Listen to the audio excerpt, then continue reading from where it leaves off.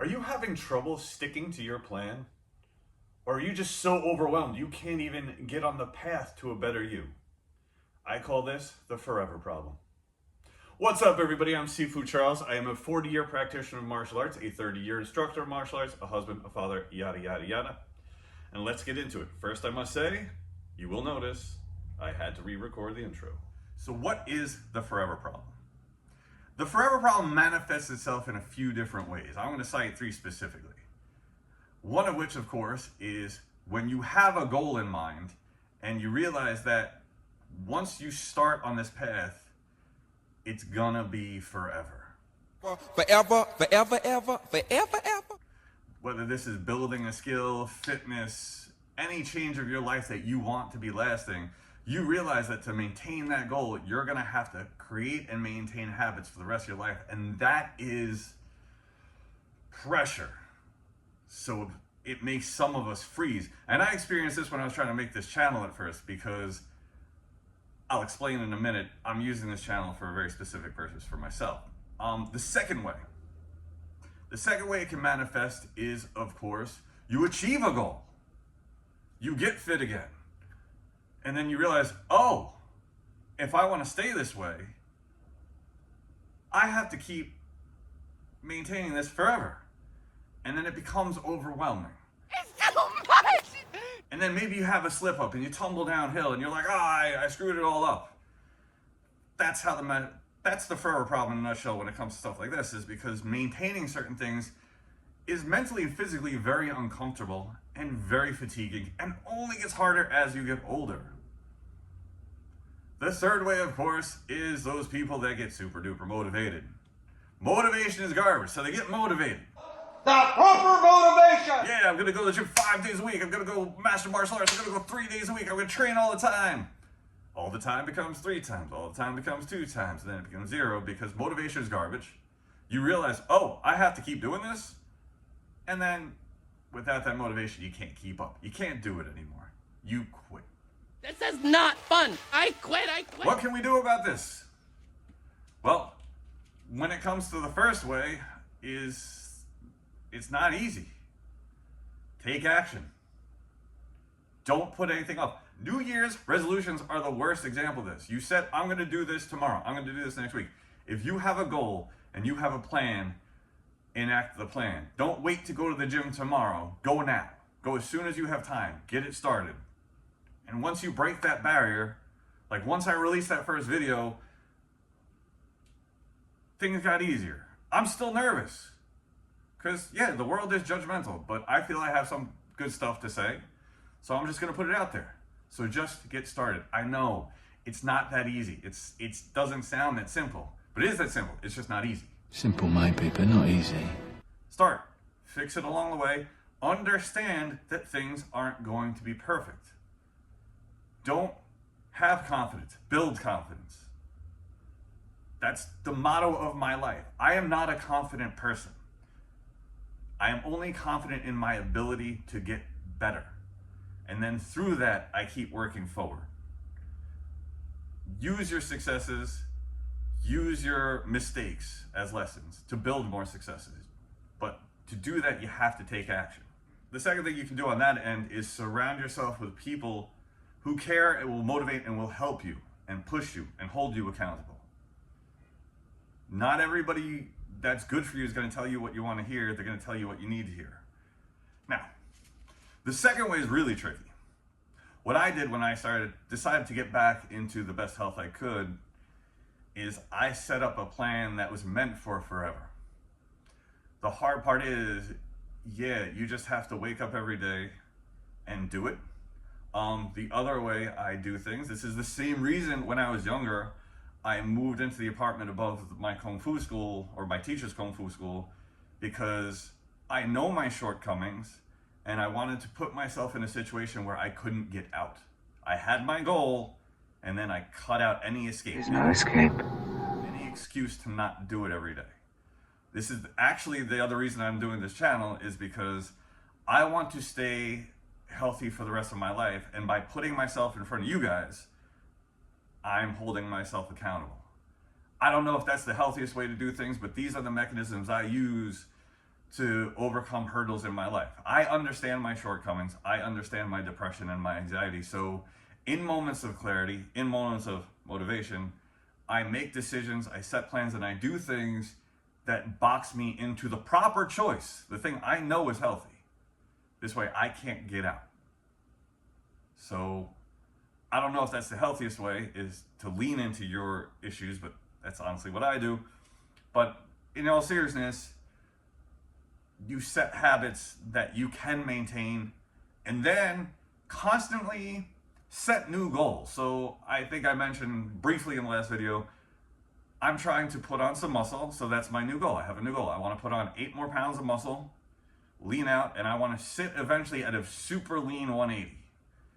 I'm currently back up to 172. So I put on several pounds of lean mass. So I'm very happy, but having that goal in mind and giving myself reasonable milestones is keeping me in the right head. I'm not even going to say motivated, because the other day I had the worst workout in ages, but I got to the gym and I just did it. And that's another thing I'll say for keeping yourself going is, I'm going to say something super unpopular. Stop giving yourself some grace. If you're not sick and you're not hurt, stick with the plan. Go to the gym, read the book, do your homework. Try getting up off your ass.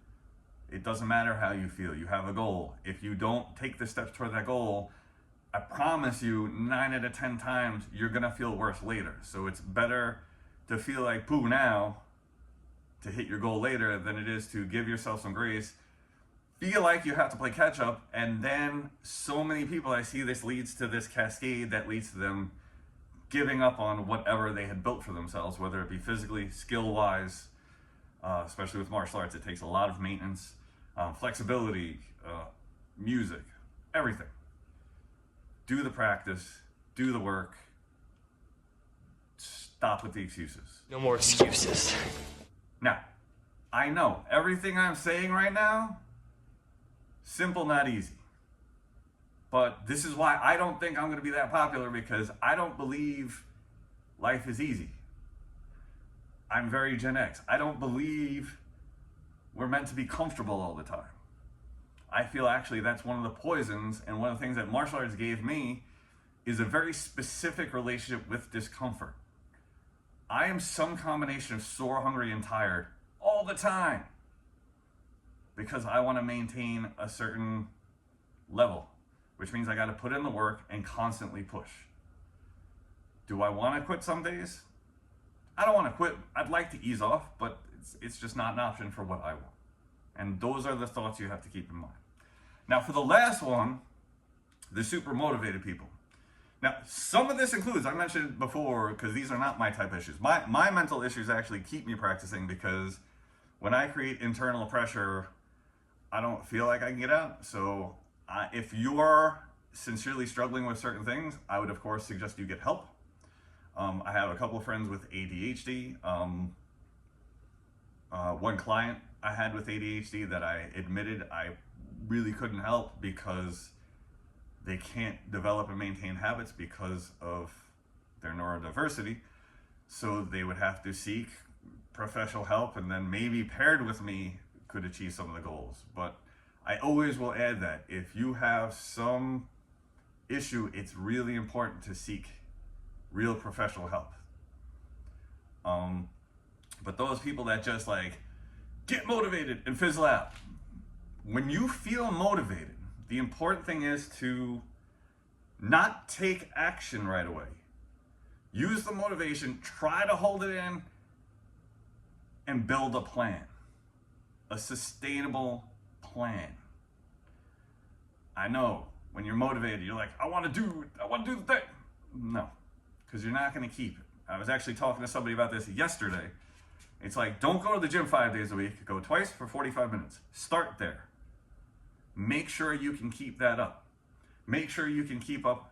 Make a plan on your nutrition. Make a plan on your gym. Make a plan on your training, your practice. Make a schedule and stay motivated to keep to that schedule. Because motivation is crap. Schedules and consistency are everything. Stick to the plan. And I will address right now a couple of the most common hurdles I experience, one of which, of course, is social pressure. So when I'm cutting or eating a certain way or trying to achieve certain goals, I have kids. I'm going to kids' parties all the time, and people are offering me food, cake, whatever. Can I eat those things? Yeah, of course. But not if I'm on a cut. Not if I'm trying to hit very specific nutrition goals. Not if I'm intermittent fasting. So I've so often had people go, oh, but it's a special occasion. I'm like, every other day is a special occasion. If I make an exception today, I'm going to make the exception tomorrow. I need to stick with my plan. I'm very sorry. And yeah, people argue with you, which is weird. I think sometimes when you're doing specific things, people feel a little judged. Don't judge me. And that's fine. But it's not your job to make them feel better. In my opinion right now, I've been told, and this is again why I started the channel, I've actually motivated people. So I feel it's my job to stick with the plan and motivate people and stick with the plan and be a great example for my kids. The other way you end up with a lot of pressure, and this is a very significant one, is I had a friend of mine from the gym ask me to go hang out. And it was a last minute invitation. And he's like, you want to go see this band tonight? And my response, of course, was, no, I have to go to the gym. And he's like, well, can't you go another day? And my answer was, my fitness is my priority. If we had planned ahead, if you'd let me know a week before and I could have rearranged my workout schedule to fit, that would have been fine.